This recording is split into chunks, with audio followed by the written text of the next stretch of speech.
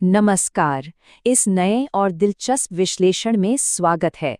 आज हम एक बेहद अहम सुन्नी धर्मशास्त्रीय ग्रंथ तफसीर इब्न कसीर का बहुत ही सुव्यवस्थित तरीके से अध्ययन करने वाले हैं। बिना किसी भटकाव के हम सीधे मूल स्रोत पर बात करेंगे और इस विषय की गहराइयों को समझेंगे।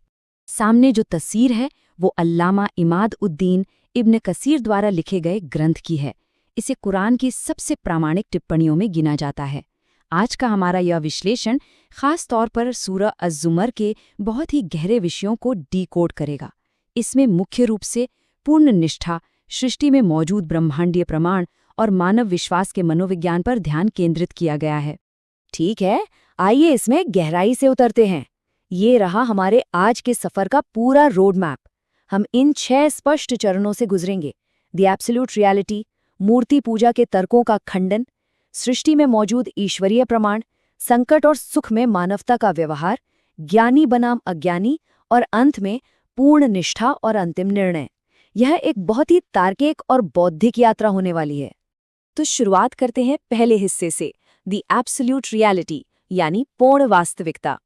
ये खंड आते ही अपने सबसे मौलिक आधार को स्थापित कर देता है कि आखिर ये संदेश, ये रहस्योद्घाटन आ कहाँ से रहा है। इस अरबी लिपि और उसके अनुवाद पर जरा गौर करें। इब्ने कसीर की ये टिप्पणी स्पष्ट रूप से बिना किसी भी संदेह के ये दावा करती है कि इस पुस्तक का अवतरण सर्वशक्तिमान और सर्वज्ञ ईश्वर की ओर से हुआ है। मतलब ये ग्रंथ किसी भी तरह के शक की गुंजाइश को पूरी तरह खत्म करते हुए इसे पूर्ण सत्य के रूप में सामने रखता है। और ये शानदार ढंग से दर्शाता है कि तौहीद का वास्तविक अर्थ क्या है। तौहीद यानी पूर्ण निष्ठा के साथ सिर्फ एक ईश्वर की इबादत करना, बिना किसी और को उसका साझेदार बनाए। ये बहुत ही मजबूती से इस बात की पुष्टि करता है कि जो भी धार्मिक कार्य किए जाएं, वे पूरी तरह से और केवल उसी एक सत्ता के लिए समर्पित होने चाहिए। अब आगे बढ़ते हैं दूसरे हिस्से की ओर, मूर्ति पूजा के तर्कों का खंडन।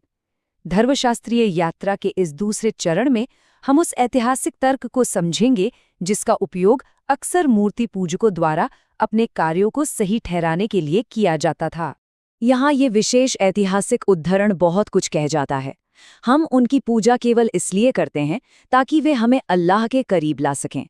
उस जाहिलिया के दौर की मानसिकता को समझने की कोशिश करते हैं, जहां मूर्ति पूजकों का यह मानना था कि उनकी मूर्तियां वास्तव में फरिश्तों की छवियां हैं। वो सोचते थे कि इन छवियों की पूजा करने से ये फरिश्ते उनके लिए मध्यस्थता करेंगे और उन्हें सांसारिक ज़रूरतें और सुख सुविधाएं दिलाएंगे।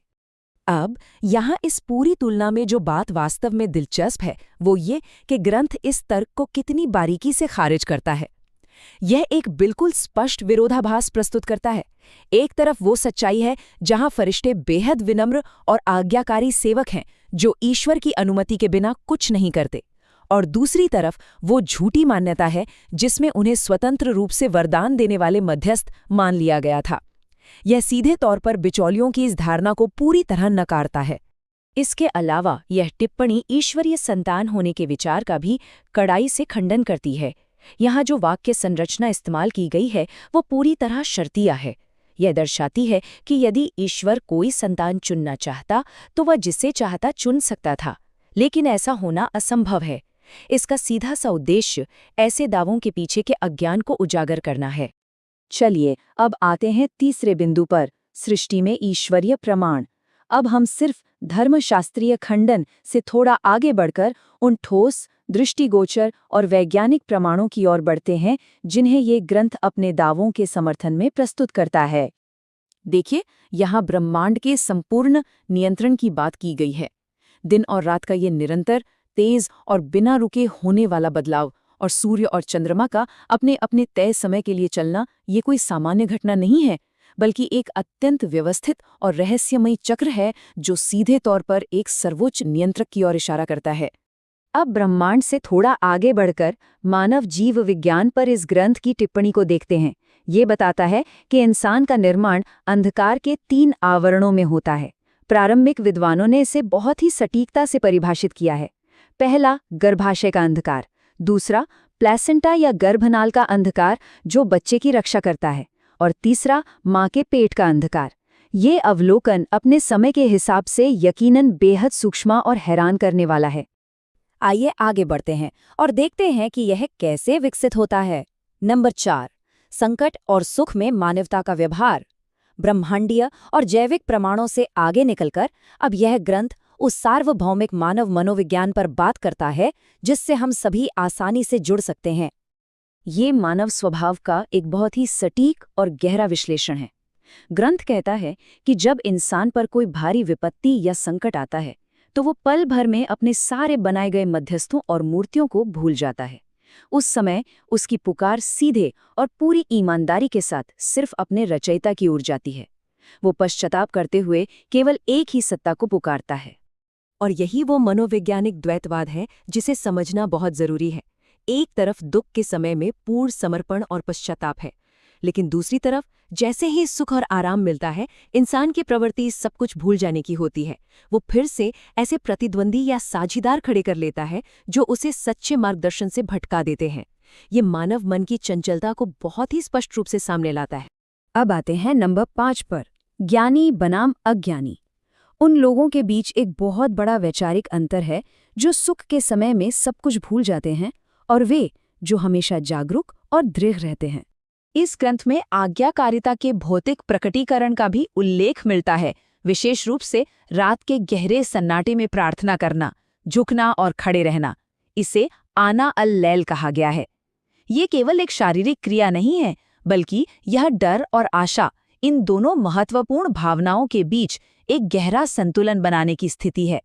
और ठीक यहीं पर यह सशक्त अलंकारिक प्रश्न सामने आता है, क्या जो जानते हैं वे उनके बराबर हो सकते हैं जो नहीं जानते? यह सीधा सा सवाल जागरूकता, समझ और अज्ञानता के बीच के उस बुनियादी अंतर को रेखांकित करता है जिसे किसी भी हाल में नजरअंदाज नहीं किया जा सकता। अब हम इस विश्लेषण के अंतिम खंड में प्रवेश कर रहे हैं। नंबर 6, पूर्ण निष्ठा और अंतिम निर्णय। इब्ने कसीर की टिप्पणी अब इस पूरी वैचारिक और तार्किक यात्रा के अंतिम परिणामों यानी चरम पुरस्कारों और गंभीर परिणामों पर केंद्रित हो जाती है। तो जो सबसे महत्वपूर्ण बात सामने आती है वो ये है कि यहाँ धैर्यवान लोगों के लिए एक अपार और असीमित पुरस्कार का वादा किया गया है। कहा गया है कि जो लोग इस निष्ठा पर डटे रहते हैं उनका प्रतिफल बिना किसी माप या हिसाब किताब के दिया जाएगा। यकीनन यह शुद्ध और निष्कपट उपासना का सबसे बड़ा फल है। लेकिन इसके ठीक विपरीत यहाँ अंतिम विफलता का एक बहुत ही कठोर और स्पष्ट विवरण भी मौजूद है। इसे प्रकट हानि या स्पष्ट नुकसान कहा गया है। अज्ञानता और भटकाव में रहने वालों के लिए अंतिम निर्णय के दिन खुद को और अपने परिवारों को खो देने, एक स्थायी अलगाव का सामना करने की बात कही है। ये एक अत्यंत गंभीर और अटल चेतावनी है। इन सब बातों को समेटते हुए ये अंतिम और गहरा सवाल विचार करने के लिए छोड़ दिया जाता है। क्या मानवता अंतिम निर्णय से पहले ब्रह्मांड में मौजूद इन स्पष्ट प्रमाणों और अपने स्वयं के मनोवैज्ञानिक व्यवहार की सच्चाई पर ध्यान देगी? तफसीरे इब्न कसीर का ये कालजयी चिंतन सच में बहुत कुछ सोचने पर मजबूर कर देता है। इस गहरे विश्लेषण में हमारे साथ जुड़ने के लिए बहुत बहुत धन्यवाद।